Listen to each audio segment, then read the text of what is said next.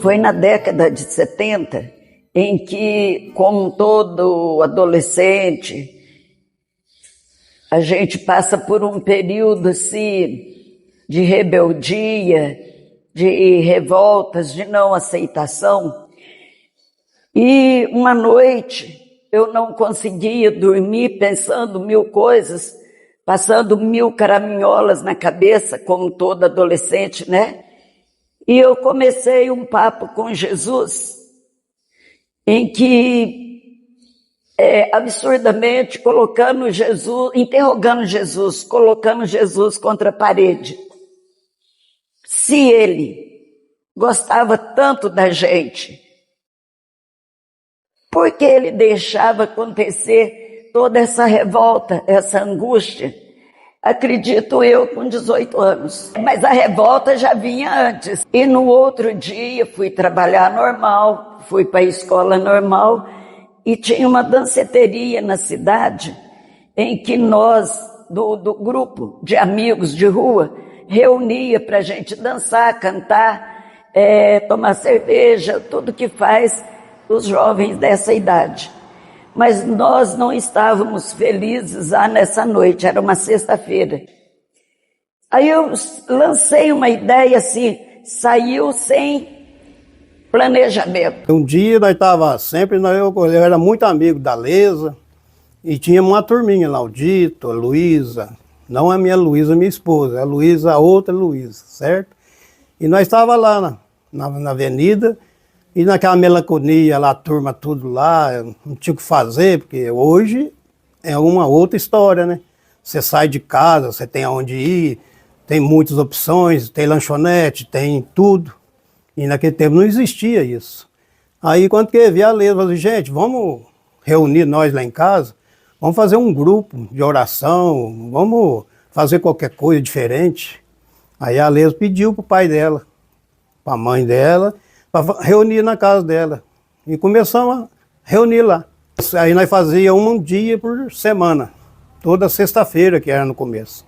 Não esqueço disso até hoje. Aí, só que a Leza foi convidando mais gente, eu fui convidando mais gente, e o que aconteceu? Não cabia lá mais. E assim foi passando o tempo. Aí dali um pouquinho o padre Afonsinho falou assim, ô Leza, vamos fazer o seguinte, nós estamos precisando de um coral e não tem coral. E o que aconteceu? Aí a Leza já convidou mais gente, aí ela convidou a Tequila, convidou a Bel, e uma turminha, o Dito Congo, a Luísa do Dito, e juntamos a turminha e fizemos um coral. Aí nós cantava tudo, e foi a coisa mais natural da juventude naquele tempo. Como lá em casa, na sala, já não cabia tantos componentes, certo dia eu convidei o pessoal que cantava comigo lá para a gente ir numa festa que tinha no bairro Pinhalzinho, na casa do seu Chiquitiliano. Tinha um porãozinho do lado de cima aqui do MUP. Fomos lá com a intenção de alugar o porãozinho dele para a gente reunir. Aí o seu Chico propôs para nós não cobrar aluguel para a gente dar faxina na casa e pagar a luz para os filhos dele vir para a cidade no final de semana e encontrar a casa limpa. Foi em 1900, creio eu, em 75, nós ainda estávamos no porãozinho, o Edivaldo Romanelli, era para mim adolescente, ele tinha por volta de 17 anos. Ele falou assim, ô Leza, nós precisamos ter um lugar para reunir. Como é que nós vamos fazer No porão não cabe. Na rua o povo não tinha jeito mais, que foi aumentando a turma, né? Aumentando a turma. Quando que eu falei, ô Leso, por que nós não compramos um terreno para nós fazer um barracão para nós reunir? E a Leso falou assim, nossa, que jeito vai comprar, não tem como. E num belo dia, quando quer ver, aí ela comentou com o irmão dela, o Tony, aí um belo dia, pegou e chamou ela, Leso, eu comprei o barracão para você. É o barracão da esquina ali, um barracão velho, muito cheio de buraco, até tudo, que lá era uma coisa de mexer com madeira, sabe? E comprou. Aí a Lesa assustou na hora, e ela falou, como é que faz, Divaldo? Eu falei, não, como é que faz, o quê? Compra, nós dá um jeito de pagar. Olha a cabeça que a gente tinha desde mais novo. Eu falei, compra, Lesa, pode comprar, que nós vamos pagar. E assim foi, comprou. Nós começamos a fazer nesse barracão, aí nós limpou aquelas coisas tudo, limpou aquele buracaiado, ajeitou, coitadinho do pai dela, acertando o chão, fazendo barriado lá pro povo dançar forró. E nós fomos fazendo forró, cobrando na portaria, juntando dinheiro, montamos barraca de festa, fizemos festa, barraca de festa São Benedito. Depois nós fizemos barraca na rua, lá na rua, em frente ao MUP. Nós fizemos barraca e fazia festa todo ano. Na festa São José nós fazia todo ano lá. Hoje eu penso que eu deveria ter sonhado mais alto naquele momento. Mas em nome dos meus coleguinhas jovens, eu preferi ter os pés no chão. Quando faltava, eram 3 parcelas para nós pagar. A primeira nós já tínhamos. A segunda, nós já estávamos organizados para conseguir. A terceira, nós não sabíamos de onde nós ia tirar. Aí, pagamos a primeira, a segunda, fizemos todo o evento, festa, rifas, víspera aqui, roda de violeiro com forró. E era uma época de eleição. De um deputado, senhor doutor, né, Jesus Trindades, que estava o nome dele para vir em Poço Fundo. E nessa época eu já trabalhava no Beijo. Aí eu preferi conversar com o doutor Jesus, me apresentar e falar do grupo MUP. E ele foi bem atencioso, gostou de tudo que a gente fazia, da nossa iniciativa, e perguntou se nós precisávamos de alguma coisa. Aí eu falei para ele que eu preferia falar em particular. Ele veio aqui, aí o pessoal cantou para ele, conversamos com ele tudo, e eu falei para ele que faltava para nós, aí já tinha mudado a moeda, 40 mil, não sei o que agora nesse momento, 40 mil para pagar a última parcela. Aí é coisa de Deus. Aí ele disse, não se preocupe, e eu vou enviar um cheque no seu nome para vocês terminarem de pagar e continuar realizando o sonho de vocês. Chegou um envelope na minha casa com uma carta e o cheque de 40 mil. Que no mesmo dia já passamos e pagamos a última parcela. Nós começamos a pensar, mesmo sem nenhuma preparação, de que nós tínhamos que mudar a situação por nós e por outros jovens, porque a comunidade em que a gente vivia e vive até hoje era uma comunidade de operário. Em 1980, eu creio, e veio o Padre Douglas e o Aguinaldo Perugini. Aí aquela ânsia que estava dentro de nós começou a fazer sentido. Então, várias pastorais foram criando, cada uma específica para para melhorar aquela situação. Foi quando a gente sentiu necessidade de comunicação. Aí, o Paulo Perpétuo e a Neiva Martins já estavam participando e vieram com uma proposta da gente criar um jornal popular. Gostamos da proposta dele e criamos o jornal Conta Tudo. E as peças de teatro também. Eu sou da zona rural. Eu nasci no Pinholzinho. Tive sérios problemas de saúde e não tinha um tratamento médico adequado, nada, apesar da minha mãe estar atenta e fazer tudo possível, até com as rezas e chás e tudo, para que aquilo melhorasse. Quando mudamos para a cidade, eu vi que a realidade não era tão diferente, não. Então, eu queria mudar essa situação.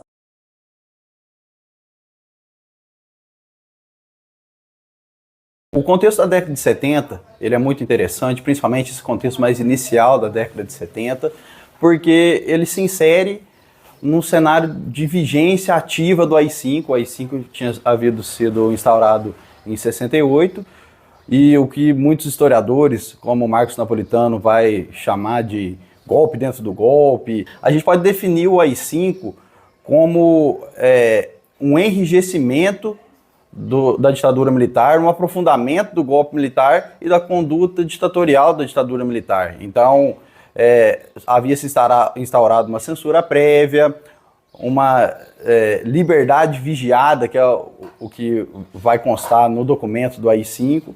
E o AI-5 ele é justamente uma resposta, né, para uma agitação promovida por jovens, numa influência, inclusive, que a gente vai observar lá do maio de 68 na França, quando os jovens e os universitários estavam ocupando as ruas em busca de direitos e promovendo agitações sociais. Esses jovens de 68 na França influenciaram toda uma geração, inclusive passando pelos Estados Unidos, em movimentos grevistas lá também, e aqui no Brasil se refletiu em uma geração iluminada que se contrapunha frontalmente à ditadura militar, que a gente pode mencionar aí alguns nomes no campo artístico, como Clarice Lispector, Nara Leão, Chico Buarque, Milton Nascimento, Caetano Veloso, Edu Lobo, muitos outros, né, que foram censurados, Gilberto Gil, alguns exilados. E aqui no Brasil, em 68, se começou um movimento estudantil muito forte, a juventude se mobilizando, né? E o AI-5 ele foi uma resposta direta a essa mobilização que nessa etapa era muito promovida. Quem tomava frente era justamente a juventude. Porque naquele tempo não podia fazer arte também, igual os povos faz hoje, não. Hoje nós temos liberdade para tudo. Naquele tempo não existia essa liberdade de hoje. E nós estávamos no finzinho da ditadura. Era uma coisa muito difícil, diferente do que é hoje. Meus pais tinham muito medo da gente estar reunido, porque desde criança, pelo rádio, a gente ouvia, né, a Voz do Brasil, e a gente ouvia e ficava por dentro de toda a violência que acontecia. E isso gerava revolta em cada um de nós. E quando a gente começou a estudar, havia um questionamento muito grande, estudar aqui na cidade, que lá na roça já estudava, um questionamento muito grande dentro, em que as respostas dos livros e dos mestres não satisfazia, porque era uma resposta muito vaga. A gente pode observar aí alguns exemplos, né, como o Edson Luiz, que foi um estudante assassinado, o Congresso da UNE, que foi duramente reprimido no ano de 68, e inclusive alguns generais vão dizer, também numa coletânea, isso é identificado num estudo do Marcos Napolitano também, um general vai dar um depoimento sobre essa questão do AI-5, e ele vai dizer que nesse momento, quando os militares, como o regime militar tomou essa decisão de enrijecer a repressão para combater jovens e estudantes, era como se o aparato militar usasse um martelo para matar moscas, comparando o poder militar, o poder bélico, o poder repressor da ditadura militar com a atuação desses jovens aí que estavam se mobilizando em oposição a esse regime. A atuação do MUP, ela se insere nesse cenário nacional de repressão dura, de anos de chumbo. A gente tem que pensar a formação do MUP nesse contexto dos anos de chumbo, né? De liberdade vigiada, de censura prévia, você não poderia se reunir, você não poderia cantar uma música que fizesse alguma referência que o regime não concordasse, né? Poderia representar algum risco para o regime. Então, se a gente pegar essa atuação da Lesa, junto do grupo MUP, fazendo algo que ela e o grupo faz até hoje, né? Que é essa mobilização comunitária, essa subversão da ordem em muitos sentidos. Se tem algum problema, todo mundo se reúne e vai correr atrás de resolver aquele problema, de mudar aquela situação. Essa vontade de mudar as coisas, a gente pode dizer categoricamente, sem medo de errar, que essa atuação da Lesa, ela refletia na concepção da ditadura militar como uma agitação social. Então, a Lesa, com certeza, era enquadrada por essa institucionalidade repressiva como uma agitadora social, como uma subversiva, e isso, sem dúvida, colocava a vida dela em risco, mesmo que ela não soubesse, talvez ela não tivesse consciência do vespeiro que ela estava enfrentando.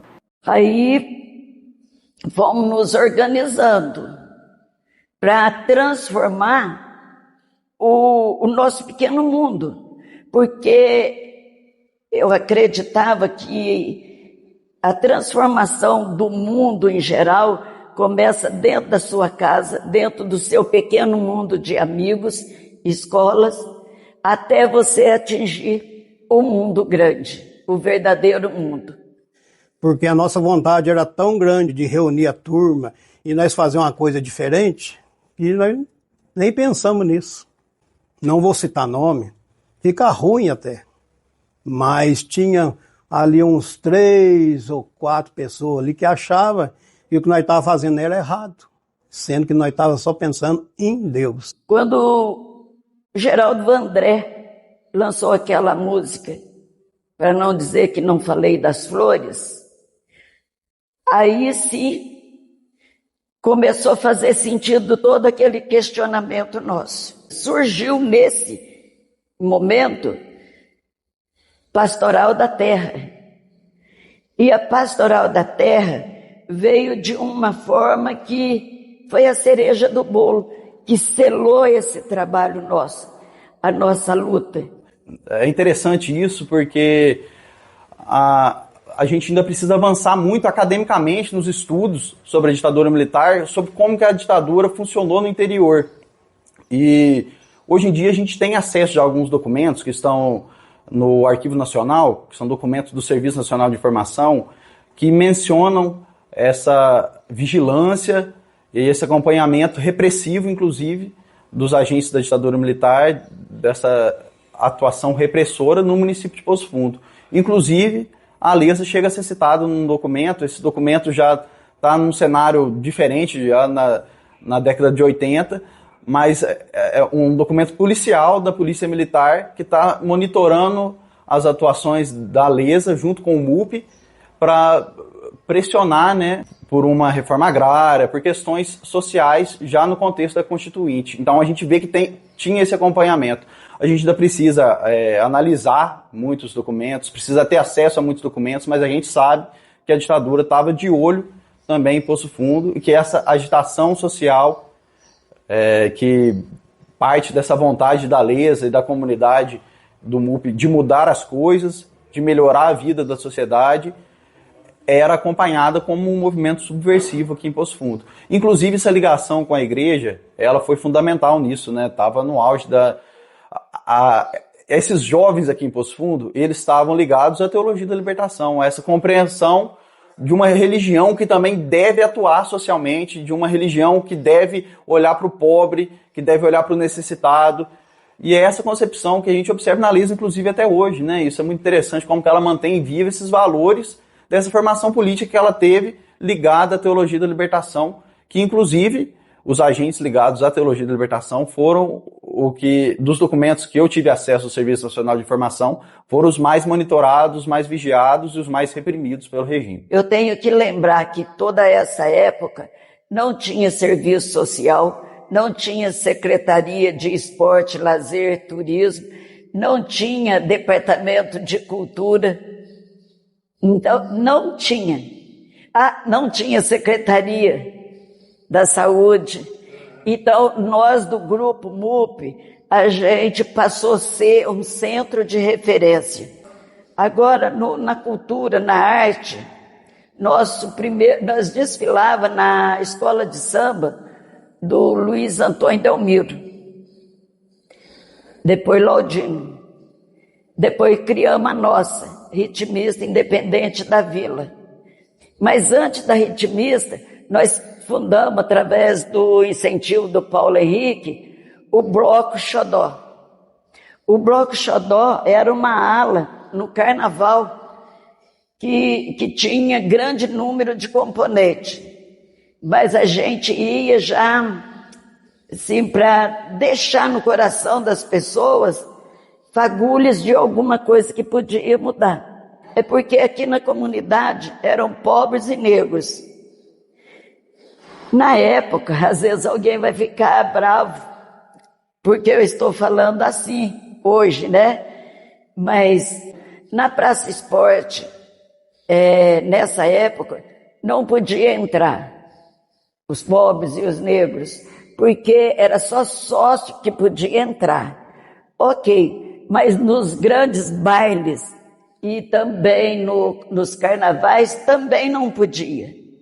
Mas eles contavam conosco para a gente ajudar a animar a avenida, para a gente ajudar a decorar o clube, para a gente estar ali. Mas não podia. A escola ganhava permanente. Aqui não ganhava. Por que eles podiam, aqui não podia? O Paulo Henrique abraçou a causa e começou a me levar para as reuniões. Que eu queria, e até exigia, que a nossa escola ganhasse o mesmo número de permanente que as demais, para ir no clube, por que não? Foi a primeira vez que a nossa escola entrou mesmo para participar do Carnaval de Salão. Samba enredo, que pela primeira vez a gente levou para a Avenida de Poço Fundo, não conseguimos verbas para colocar a nossa escola lá, porque 3 apitos e acadêmicos não iam desfilar. Então o prefeito da época achou por bem que se as duas não desfilassem, que nós não podíamos ter a verba. Nós fizemos o desfile de carnaval, o Carnaval de Poço Fundo, com fantasias, restaurando fantasias. Nosso carro alegórico foi carro de boi, charrete. E eu quero lembrar para vocês que a iluminação da rua foi feita por várias tochas de bambus que o papai fez, e as crianças foram de roupinha branca, ficaram do lado da avenida para iluminar, para o nosso desfile passar. Teatro da Semana Santa é uma coisa que eu lembro com muito carinho. Nós já fazíamos vários teatros, várias peças escritas por nós. E veio o Beto, José Roberto Machado Beto, casado com a Dirce do Zé Cambito, que vocês lembram, né? Esse rapaz é um artista nato. Ele começou a participar conosco e ele trazia script até de peça profissional para nós ensaiar. A gente pode, com certeza, o cenário que o MUP foi desenvolvido é um cenário politicamente muito diferente de hoje em alguns sentidos, porém em outros a gente consegue trazer muitas aproximações também. E eu vejo o MUP e a Lesa como aquela juventude da Lesa, aquela juventude do MUP, como um exemplo muito grande para a nossa juventude hoje. Porque hoje em dia a gente está encarando um cenário de acomodamento, de individualização. O indivíduo parece que está muito mais fechado dentro de si, com os olhos fechados para o coletivo, do que estava naquele momento. Então, essa individualização muito forte hoje, e é algo que a gente não enxergava no MUP, né? O MUP, os jovens do MUP tinham uma visão coletiva muito forte. E hoje em dia eu acho que isso passa muito pela compreensão do outro, pela compreensão política, pela politização, né? O MUP era um grupo muito politizado, eles tinham consciência intelectual, consciência política, consciência social do que eles estavam fazendo. Apesar deles não saberem que eles estavam sendo tão subversivos, que eles estavam correndo tanto perigo, eles tinham consciência que eles queriam melhorar aquela vida da comunidade, eles queriam melhorar a realidade deles, eles queriam ter coisa para fazer, eles queriam ter lazer, eles queriam ter qualidade de vida, eles não suportavam ver alguém passando fome, uma fome social, uma fome real e também uma fome de melhorias, né? Então, hoje em dia a gente está vendo cada vez mais uma despolitização e um encarceramento dentro de si próprio, né? Um ensimesmamento, a gente pode dizer. Então, eu acho que isso passa muito por uma questão política mesmo, de consciência do coletivo, de consciência como um agente histórico que pode ser transformador. Porque a gente pode ser transformador. Todo mundo é um agente histórico que promove transformações no meio. E o acomodamento, ele é violento também nesse sentido, né? Se todo mundo tivesse se acomodado durante a ditadura militar, a gente, o que seria hoje, né? O que seria a comunidade de Poço Fundo hoje se esses jovens não tivessem levantado a voz? Para os jovens de hoje, isso aqui fecha a mente de cada um. Vocês sabem o que é isso, né? É o celular. Se ampliar, vira uma televisão. Então, tudo que a gente pode fazer aqui fora, criar, inventar, realizar, fica fechado dentro desse quadradinho que é o celular, que não traz nada positivo para cada jovem. Vamos unir para dançar o ritmo que você gosta, unir para cantar a música que você gosta, para interpretar, por que não atuar numa peça? Temos ainda hoje o teatro da Semana Santa. Ah, mas eu queria uma coisa diferente da igreja. Crie a sua, busca uma peça, busca seus amigos, se organize, ensaiam e vá apresentar. Sai desse quadrado e vem para o lado de cá, porque quando um homem sonha, todo o universo conspira a seu favor. Vamos sonhar e vamos lutar por um mundo melhor.